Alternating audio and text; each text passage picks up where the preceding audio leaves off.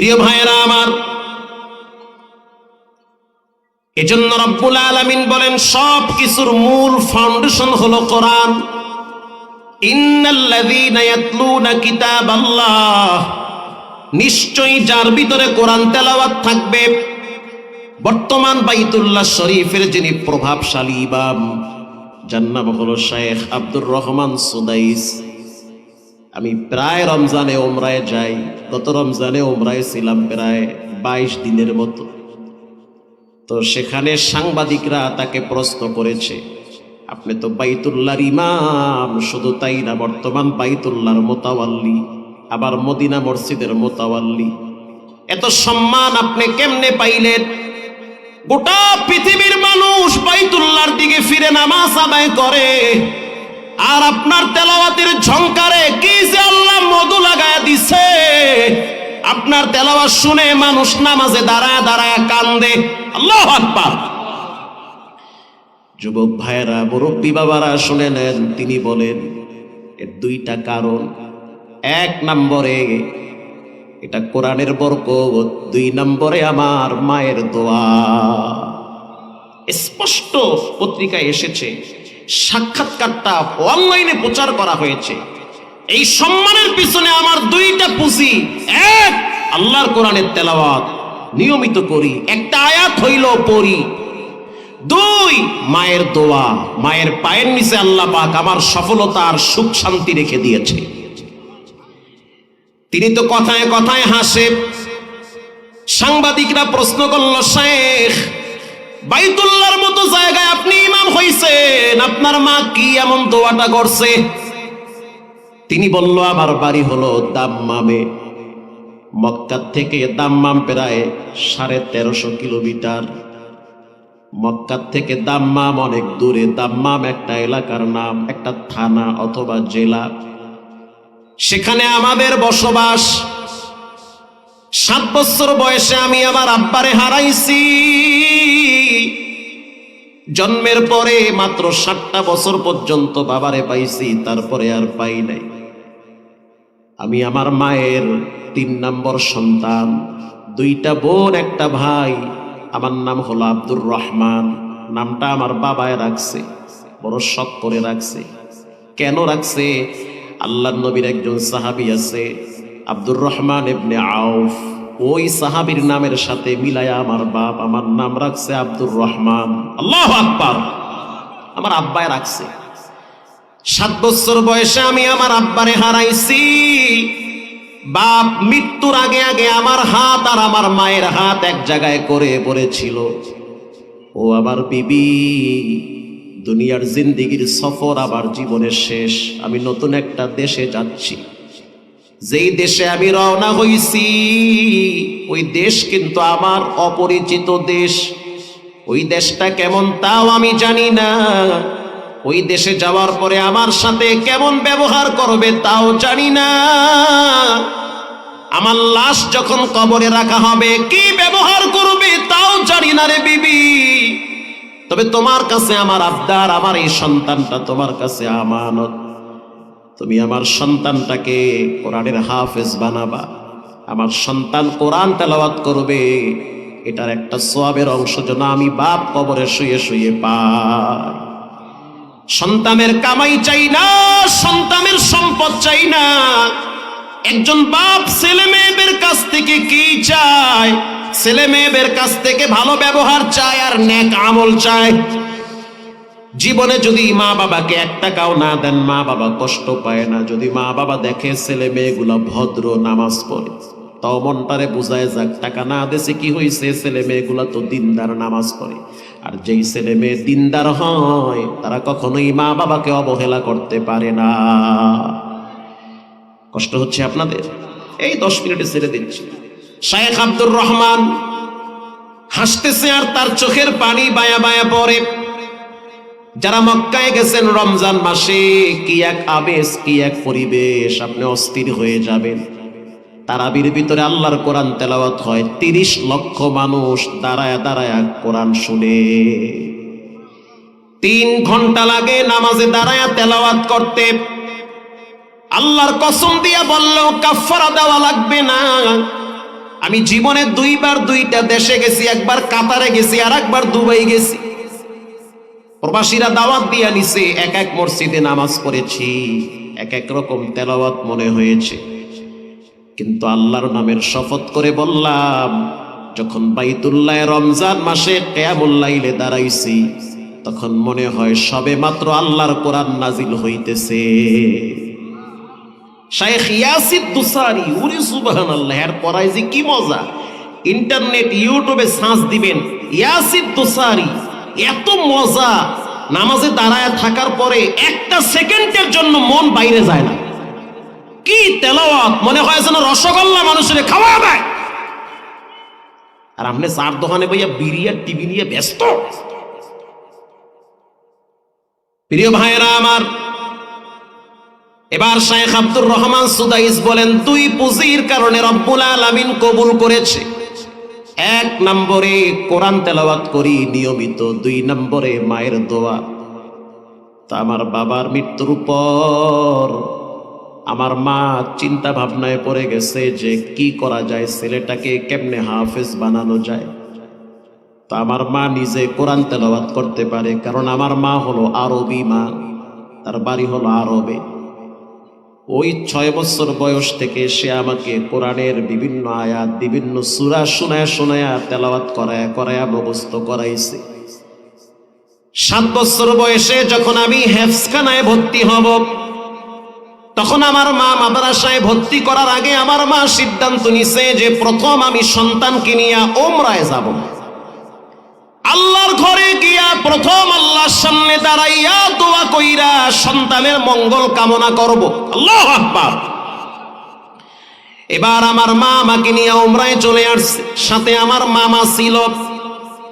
ওমরার সফরে যখন আসছে আমার মামা আর আমার মা আর আমি 3 জনে, আমার মামা চলে গেল তায়েফে কোনো একটা কাজে। আমার মা আর আমি 2 জনে সিদ্ধান্ত নিলাম তওয়াফ করব। মা সিদ্ধান্ত নিল যে আমারে সারা তওয়াফ করবে, কারণ যদি আমি হারায় যাই অথবা আমার মা যদি হারায় যায়।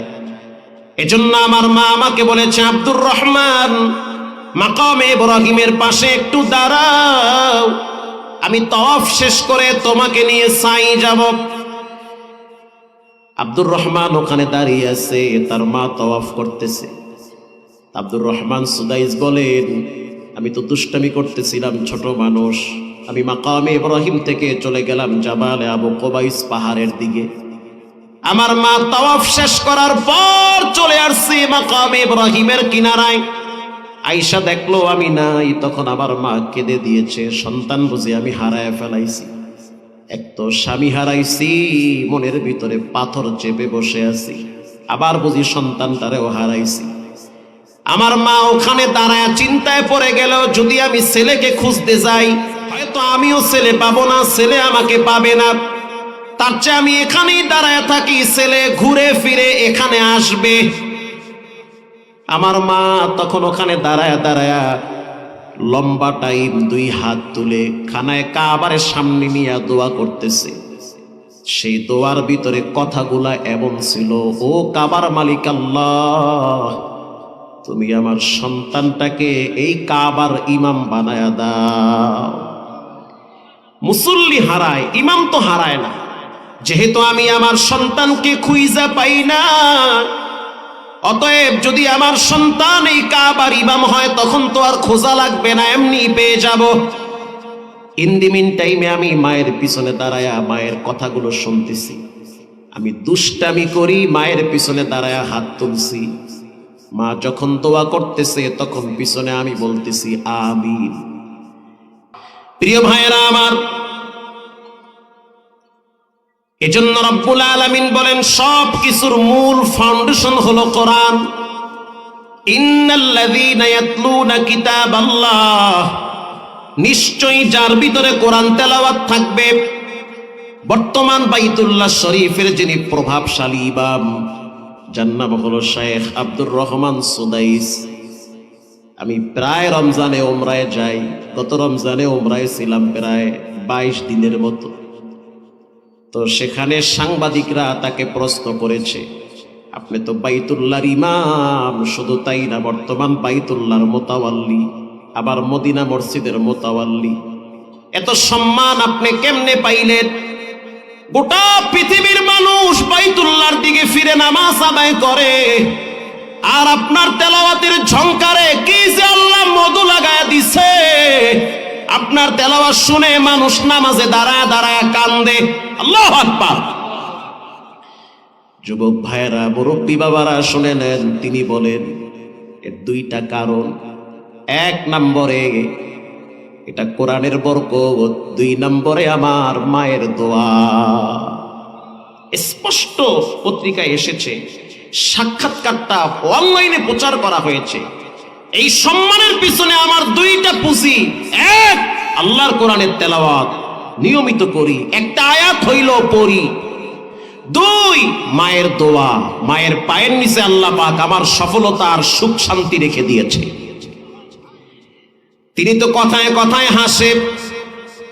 সাংবাদিকরা প্রশ্ন করল, শেখ, বাইতুল্লাহর মতো জায়গায় আপনি ইমাম হইছেন, আপনার মা কি এমন দোয়াটা করছে? তিনি বলল, আমার বাড়ি হলো দাম্মামে।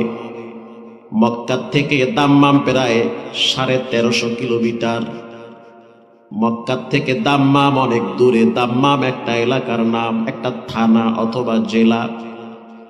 সেখানে আমাদের বসবাস। 7 বছর বয়সে আমি আমার আব্বারে হারাইছি। জন্মের পরে মাত্র 7টা বছর পর্যন্ত বাবারে পাইছি, তারপরে আর পাই নাই। আমি আমার মায়ের 3 নম্বর সন্তান। 2টা বোন, একটা ভাই। আমার নাম হলো আব্দুর রহমান।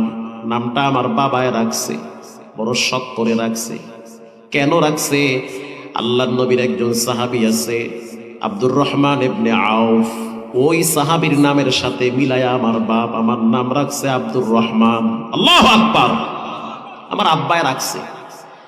7 বছর বয়সে আমি আমার আব্বারে হারাইছি। বাপ মৃত্যুর আগে আগে আমার হাত আর আমার মায়ের হাত এক জায়গায় করে বলেছিল, ও আমার বিবি, দুনিয়ার জিন্দিগির সফর আবার জীবনের শেষ। আমি নতুন একটা দেশে যাচ্ছি। যেই দেশে আমি রওনা হইছি, ওই দেশ কিন্তু আমার অপরিচিত দেশ। ওই দেশটা কেমন তাও আমি জানি না। ওই দেশে যাওয়ার পরে আমার সাথে কেমন ব্যবহার করবে তাও জানি না। আমার লাশ যখন কবরে রাখা হবে কি ব্যবহার করবে তাও জানি না রে বিবি। তবে তোমার কাছে আমার আবদার, আমার এই সন্তানটা তোমার কাছে আমানত। তুমি আমার সন্তানটাকে কোরআনের হাফেজ বানাবা। আমার সন্তান কোরআন তেলাওয়াত করবে, এটার একটা সওয়াবের অংশ যেন আমি বাপ কবরে শুয়ে শুয়ে পাই। সন্তানের কামাই চাই না, সন্তানের সম্পদ চাই না। একজন বাপ ছেলে মেয়েদের কাছ থেকে কি চায়? ছেলে মেয়েদের কাছ থেকে ভালো ব্যবহার চায় আর নেক আমল চায়। জীবনে যদি মা বাবাকে 1 টাকাও না দেন, মা বাবা কষ্ট পায় না। যদি মা বাবা দেখে ছেলে মেয়েগুলো ভদ্র, নামাজ পড়ে, তাও মনটারে বুঝায় যাক, টাকা না দেশে কি হয়েছে, ছেলে মেয়েগুলা তো দিনদার, নামাজ পড়ে। আর যেই ছেলে মেয়ে দিনদার হয় তারা কখনোই মা বাবাকে অবহেলা করতে পারে না। কষ্ট হচ্ছে আপনাদের? এই 10 মিনিটে ছেড়ে দিচ্ছি। শায়েখ আব্দুর রহমান হাসতেছে আর তার চোখের পানি বায়া বায়া পড়ে। যারা মক্কায় গেছেন রমজান মাসে, কি এক আবেশ, কি এক পরিবেশ, আপনি অস্থির হয়ে যাবেন। তারাবির ভিতরে আল্লাহর কোরআন তেলাওয়াত হয়, 30 লক্ষ মানুষ দাঁড়ায় দাঁড়ায় কোরআন শুনে। 3 ঘন্টা লাগে নামাজে দাঁড়ায় তেলাওয়াত করতে। আল্লাহর কসম দিয়া বললেও কাফারা দেওয়া লাগবে না। আমি জীবনে 2 বার 2টা দেশে গেছি, একবার কাতারে গেছি আর একবার দুবাই গেছি। প্রবাসীরা দাওয়াত দিয়া নিছে, এক এক মসজিদে নামাজ পড়েছি, এক এক রকম তেলাওয়াত মনে হয়েছে। কিন্তু আল্লাহর নামের শপথ করে বললাম, যখন বাইতুল্লাহ রমজান মাসে কিয়ামুল লাইলে দাঁড়াইছি, তখন মনে হয় সবে মাত্র আল্লাহর কোরআন নাজিল হইতেছে। শাইখ ইয়াসির দুসারি, উরি সুবহানাল্লাহ, এর পড়ায় যে কি মজা। ইন্টারনেট ইউটিউবে সার্চ দিবেন ইয়াসির দুসারি, এত মজা। নামাজে দাঁড়ায় থাকার পরে একটা সেকেন্ডের জন্য মন বাইরে যায় না। কি তেলাওয়াত, মনে হয় যেন রসগোল্লা মানুষের খাওয়া দেয়। আর আপনি চার দোকানে ভাইয়া বিড়ি আর টিভি নিয়ে ব্যস্ত। প্রিয় ভাইয়েরা আমার, এবার শেখ আব্দুর রহমান সুদাইস বলেন, দুই পুঁজির কারণে রব্বুল আলামিন কবুল করেছে।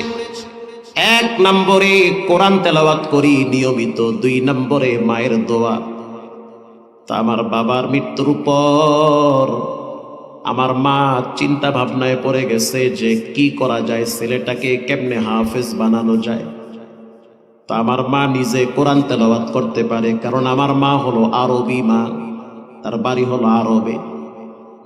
ওই 6 বছর বয়স থেকে সে আমাকে কোরআনের বিভিন্ন আয়াত, বিভিন্ন সূরা শোনায়া তেলাওয়াত করায়া মুখস্থ করাইছে। 7 বছর বয়সে যখন আমি হেফজখানায় ভর্তি হব, তখন আমার মা মাদ্রাসায় ভর্তি করার আগে আমার মা সিদ্ধান্ত নিছে যে প্রথম আমি সন্তানকে নিয়ে ওমরায় যাব। আল্লাহর ঘরে গিয়া প্রথম আল্লাহর সামনে দাঁড়াইয়া দোয়া কইরা সন্তানের মঙ্গল কামনা করব। আল্লাহু আকবার। এবার আমার মা আমাকে নিয়ে ওমরায় চলে আসছে, সাথে আমার মামা ছিল। ওমরার সফরে যখন আসছে আমার মামা আর আমার মা আর আমি 3 জনে, আমার মামা চলে গেল তায়েফে কোনো একটা কাজে। আমার মা আর আমি 2 জনে সিদ্ধান্ত নিলাম তওয়াফ করব। মা সিদ্ধান্ত নিল যে আমারে সারা তওয়াফ করবে, কারণ যদি আমি হারায় যাই অথবা আমার মা যদি হারায় যায়। এজন্য আমার মা আমাকে বলেছে, আব্দুর রহমান, মাকামে ইব্রাহিমের পাশে একটু দাঁড়াও, আমি তওয়াফ শেষ করে তোমাকে নিয়ে সাই যাব। আব্দুর রহমান ওখানে দাঁড়িয়ে আছে, তার মা তওয়াফ করতেছে। আব্দুর রহমান সুদাইস বলেন, আমি তো দুষ্টামি করতেছিলাম, ছোট মানুষ। আমি মাকামে ইব্রাহিম থেকে চলে গেলাম জাবালে আবু কুবাইস পাহাড়ের দিকে। আমার মা তাওয়াফ শেষ করার পর চলে আসছি মাকামে ইব্রাহিমের কিনারায়। আয়েশা দেখলো আমি নাই, তখন আমার মা কেঁদে দিয়েছে, সন্তান বুঝি আমি হারায় ফেলাইছি। এক তো স্বামী হারাইছি, মনের ভিতরে পাথর চেপে বসে আছি, আবার বুঝি সন্তানটারেও হারাইছি।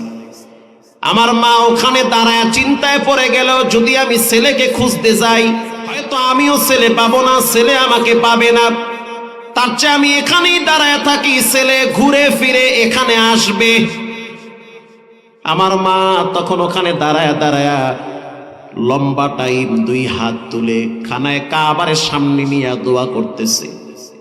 সেই দোয়ার ভিতরে কথাগুলা এমন ছিল, ও কাবার মালিক আল্লাহ, তুমি আমার সন্তানটাকে এই কাবার ইমাম বানায়া দাও। মুসল্লি হারায়, ইমাম তো হারায় না।